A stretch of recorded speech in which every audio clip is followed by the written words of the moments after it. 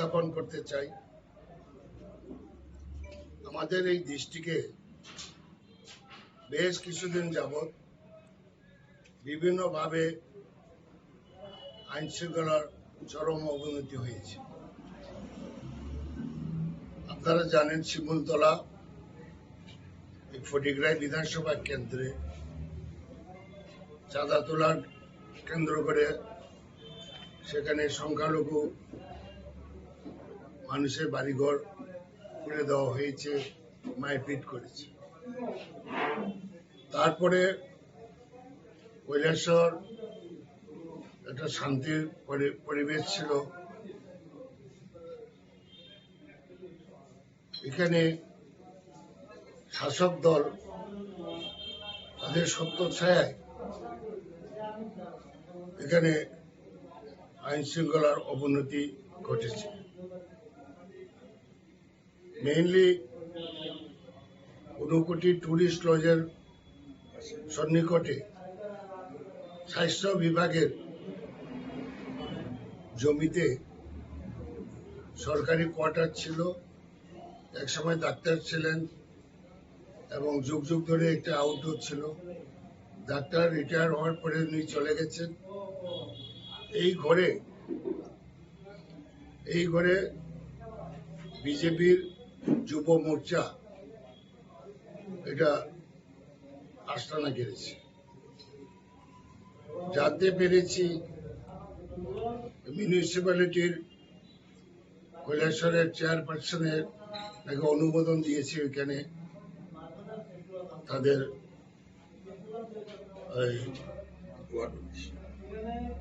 কাজ করার জন্য দিয়েছে বেআইনি ভাবে।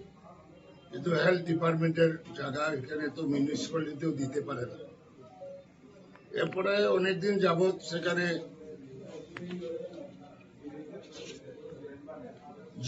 কিছু যুবকরা এই যুব মোর্চার এখানে ঘাঁটি গেড়েছে। অসামাজিক কাম চলছে এবং মেইন রুটের সন্নিকটও এই ঘর থাকায় মানুষ, ছেলে মেয়ে, কলেজের স্টুডেন্ট, স্কুল স্টুডেন্ট মেয়েরাও যাতায়াত করতে ভয় পাচ্ছে।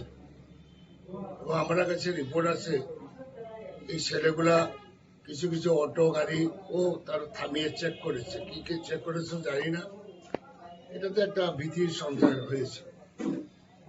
কৈলাসহরের মানুষ লিখিতভাবে এসপি ঊনকোটিকে মেমোরান্ডাম দিয়েছে, কয়েকশো মানুষের সই করে। তো আমি স্থানীয় এমএলএ আমাকেও একটা কপি দিয়েছেন। আমি ওইটারে ঊনকোটি এসপি কে এই যে সিএলপি লিডার এমএলএ হিসাবে ওই চিঠিটা রেফার করেছি। এই ঘটনা হতে পারে, এটাকে ইমিডিয়েটলি স্টপ করা দরকার। বেআইনিভাবে সরকারি কোয়ার্টার দখল করেছে এবং ওইটা প্রায় 1.5 মাস আগে দিয়েছি। এরপরে কোনো কিছু অ্যাকশন না দেখে আমরা বদরুজ্জামান আমরা কয়েকজন এসপির সঙ্গে দেখা করেছি। আজ থেকে 1 সপ্তাহ হয়নি। এসপি কে বলেছি আপনি চিঠি পেয়েছেন, পাবলিকও দিয়েছে, আমিও দিয়েছি। ওই পেয়েছি, আমি কি করব? আপনার অনেক কিছু করার আছে, আপনি তো ইনকোয়ারি করবেন। ইনকোয়ারি করার পরে গভর্নমেন্টকে জানাবেন। উনি এটা পাস কাটিয়েছেন। ডিএমকে আমরা জানিয়েছি, কৈলাসহর এসডিএমকে জানিয়েছি, কিন্তু করে নাই। কিন্তু দেখা গেল সরস্বতী পূজার দিন 23 তারিখে বিজেপির 2টা গোষ্ঠী এখানে সংঘর্ষে লিপ্ত হয়েছে, যার ফলে পথচারীতে শুরু করে সারা শহরে একটা ভীতির সঞ্চার হয়েছে। এর থেকে নেতাজি সুভাষচন্দ্র বসুর জন্মদিন, সরকারি অনুষ্ঠান হচ্ছে। এরপরে সরস্বতী পূজায় প্রত্যেকটা স্কুলে কলেজে পূজা হচ্ছে। ঠিক সন্ধ্যার আগে ঘটনা হওয়ায় ছেলে মেয়ে যারা পূজার সঙ্গে যুক্ত বা যারা প্রতিমা দেখতে আছে তারা কেউ আর বেরোনি।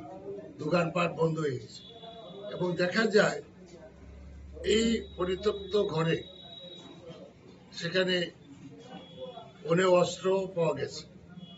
শুনেছি এটা ভাঙচুর করার পরে রাত্রেবেলা সামনে পুলিশ ডিউটি অবস্থায় ভীষণ দিক থেকে কিছু অস্ত্র সরিয়ে নিয়েছে। তাও যা উদ্ধার হয়েছে আমরা আপনাদের মাধ্যমে ফেসবুকে আমরা দেখেছি, অনেক দাও বল্লম ইত্যাদি মারাত্মক অস্ত্র শস্ত্র এখানে আবিষ্কার হয়েছে এবং এটা চার্জশিট হয়েছে কিনা জানি না। আমরা ডিমান্ড করব এটা সঠিক যাতে চার্জশিট করা হয়, ধামাচাপা যাতে না দেওয়া হয়। এরপরেও বেশ কিছু বাড়িঘরেও কালকে রেড করেছে এবং সেখানে কি পাওয়া গেছে এটা প্রেসে যাতে জানায় যে আমরা এই পেয়েছি, এটাও কোনো পুলিশের তরফ থেকে প্রকাশ করে। এবং এই যে জিনিসটা তাদের কিসের জন্য হয়েছে জানি না, ব্যবসা সংক্রান্ত হতে পারে, অনেক সংক্রান্ত, এবং এই ঘরের মধ্যে ওর সামাজিক কাজও চলত, যা এটা পুলিশ যে আবিষ্কার করেছে। এখানে জন্ম নিয়ন্ত্রণের কিছু জিনিসপত্র তারা সিজ করেছে। তাহলে এই ঘরের মধ্যে অবশ্যই এখানে অসামাজিক কাজ চলতো, পুলিশে নাকে দেওয়া যায়, পুলিশ কিচ্ছু করে নাই। এবং আমরা তো আগেই বলেছি এই ডিস্ট্রিক্ট পুলিশ অ্যাডমিনিস্ট্রেশন পুরাপুরি ছোট জগন্নাথ। এইভাবে চললে এই ডিস্ট্রিক্টের আইন শৃঙ্খলা আবার অবনতি হতে পারে, কঠোর ব্যবস্থা নেওয়া উচিত।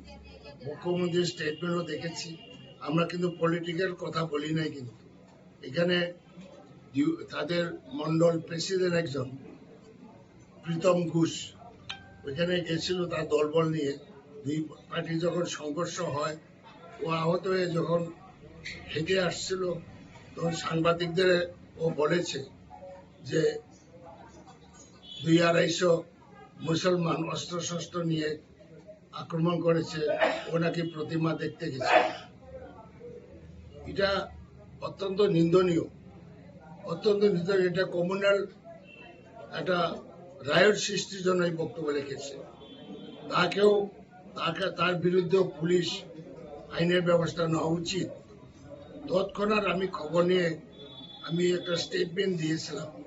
এই স্টেটমেন্টের পরে মানুষের মধ্যে বাস্তব জিনিসটা জানতে পেরেছে, কোথায় মুসলমান। এখানে যুব মোর্চার প্রেসিডেন্টও একজন হিন্দু এবং মন্ডল প্রেসিডেন্ট একটা হিন্দু। দুনো দিকে বিজেপির সংখ্যালঘু মুসলিমও যুক্ত আছে। এরা কিন্তু আম জনতা বা আম মুসলিম সমাজের সঙ্গে যুক্ত নয়। এরা তারা ওই বিজেপিরই লোক। সে মুসলমান হতে পারে, ওই তো বিজেপির লোক।